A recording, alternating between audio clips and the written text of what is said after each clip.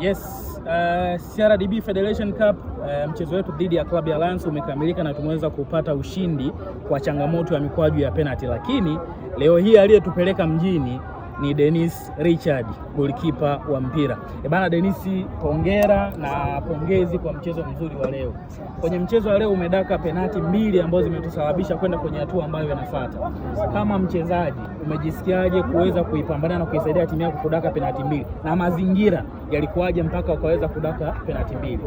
Kwanza tunamshukuru Mwenyezi Mungu kwa kumaliza mchezo salama, na vile vile ni msimu huu tulijiwekea malengo kwenye kila tournament tuweze kufika sehemu ambayo uongozi wanataka, yani tuweze kuweka historia kama Pamba ile iliisha. Kwa hiyo malengo yetu sisi CRDB kwenda kucheza hatua nzuri zaidi ya hii.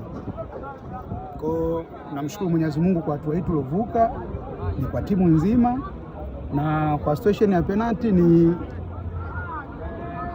nahisi ni uzoefu, yani uzoefu ambao ndio umeweza kunibeba mimi na timu yangu kwa ujumla kuweza kusave penalty mbili. Namshukuru Mwenyezi Mungu. Ilionekana kama una zero pressure kabisa wakati tunaenda kwenye changamoto ya penalty. Ni hiyo experience ulionayo, ni uliwachukulia poa Alliance, ama training ambayo umeifanya? Nini ambacho kilisababisha ukawa yani kama hakuna jambo geni wakati tulikuwa tumefika kwenye kitendo ambacho kila mtu anashikilia moyo?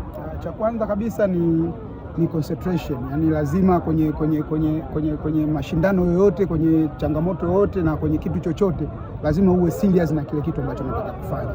Yani uweze tu kwa sababu kusema Alliance ukawa underdog kwa sababu eti ni timu ndogo au kuna wachezaji wadogo, no.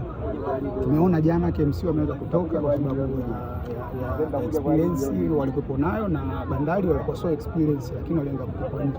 Kwa hiyo ni userious wa kazi yangu na nini natakiwa nifanye kwenye kazi yangu. Shukrani sana na kila la heri. Asante sana.